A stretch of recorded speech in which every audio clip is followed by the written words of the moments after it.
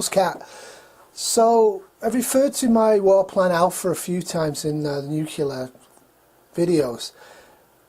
A lot of preppers are very organised, very almost OCD type personalities. They have like colour-coded bags for this and that, and a lot of preppers who I really like even have like sticky labels on everything, so they're very organised. I'm not. I'm kind of the prepper that buys stuff and throws it in a box, and after a year or two digs through the box and puts it in a different box to try and organise it that way. But one thing for sure is if the unthinkable ever happens and we have a major international war, I don't trust myself. I don't trust myself in the run-up to it to make the right decisions. So I actually, 2 years ago, wrote down a plan. And I think I did do a video where I talked about my written out plan for Kitty Cat to enact if I'm not at home. Because it gives her a bunch of stuff to do that she could easily do that would help out until I return home if there's a sudden massive SHTF. And since then I also wrote out lists of things for her parents and her sister-in-law to go out and buy if we're busy building a bunker here or something like that, and the shops are still open and it's safe to still shop. I can give them a pre-printed list and say, hey, here's some money from the safe, here's the list, go to Costco, go to No Frills, get some stuff. And the reason why it's a printed out list is because, again, I don't trust people. The shops will be pretty full, people will be very tense, ATMs might be down, so cash precludes that, gets rid of that issue. But at the same time, I don't trust them to buy the right things because people panic. I don't want them coming back with 10 kilos of sugar but no salt. So the printed list will guide them so they can just run around as quickly as they can, see that, oh, that's on the list, grab, grab, grab, and come back. So that's the plan. So War Plan Alpha, I'm going to go through it, and there's 8 phases to it. And phase 1 is war seems possible. Now you could argue that phase is like all the time, but it isn't. In phase 1, basically the situation we had this week where Russia said don't attack and America then attacked Syria. So there's active problems. The time before that, the only other time before that in the last 3 years I went to phase 1 was during the Ukraine crisis when NATO started putting troops on the border of Russia and Lithuania and other NATO countries that border Russia. So the prices are in Canadian and you allocate what you can. But I've said before, I'm going to say it again, and I'll probably keep saying it ever and ever and ever. The number one, first prep anybody should do is take a little bit of their income every week and in small notes, keep it aside.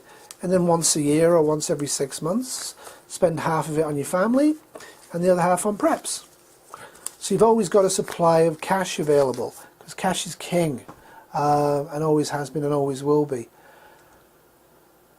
So $500 worth of food, that's basically, we go to Costco and we get 2 big trolleys worth of food, and the typical stuff we have anyway, like white rice, white flour, sugar, salt, coconut oil, extra virgin or virgin oil because that lasts the longest, maybe a few tubs of peanut butter, some quinoa, some chia seeds, various oatmeal for sure, various bits and pieces like that.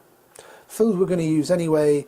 In 5 to 10 years time I'm going to break open those supplies and eat them to supplement my retirement income. So that's phase 1.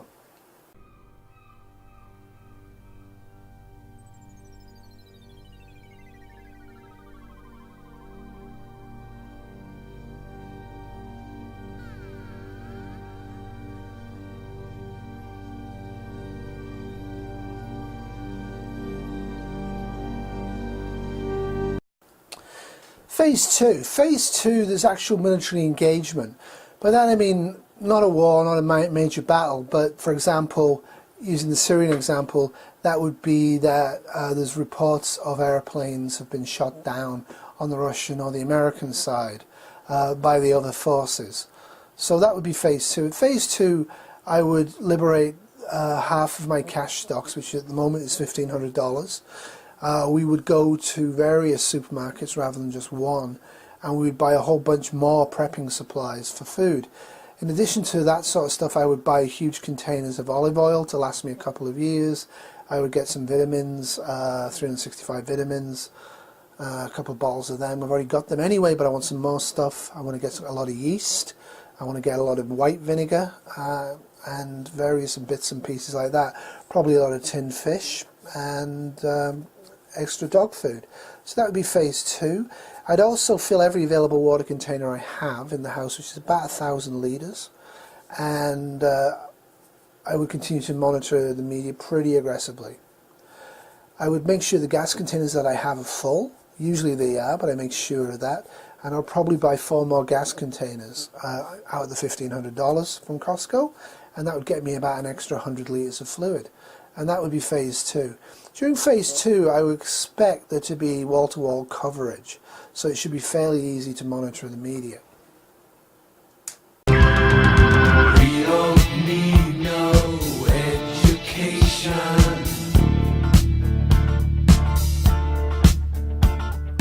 We don't need no thought control. No dark sarcasm. So, phase 3 would be that there's ongoing engagement locally of forces, and by that I mean the American and the Russians are actually on the ground in Syria or wherever, and they're engaging each other on a daily or regular basis, just in the local area. At that point I think people are going to really start panicking. So I would use the remaining of the prepper supply money which I have available right now, which is about $2,000, and I may or may not get family to help buy some stuff, going to multiple stores, so I'm not just doing one store. We would probably spend about $2,000 really stocking up.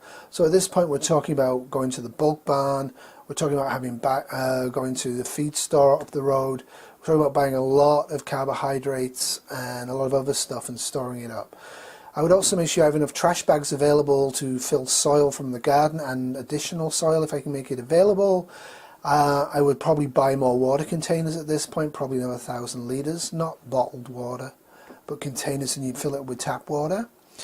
At phase 3, depending on what I felt about it, I probably would order a lot of topsoil, 3 or 4 of the huge gigantic bags of topsoil, and I'd probably order about 4 or 5 cords of wood to be delivered to the driveway. I would also probably buy about 10 full propane tanks as well, because I'm concerned about heat if we go to nuclear war in the winter, and very much more monitoring the media aggressively, and by that I mean checking the internet, checking Reuters News wire services probably at least every half an hour to every hour, and again that would be a rotational job. That would be phase 3.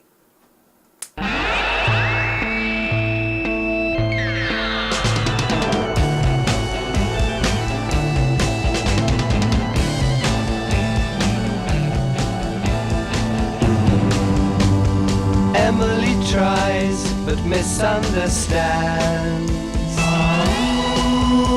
She's often inclined to borrow somebody's dreams till tomorrow.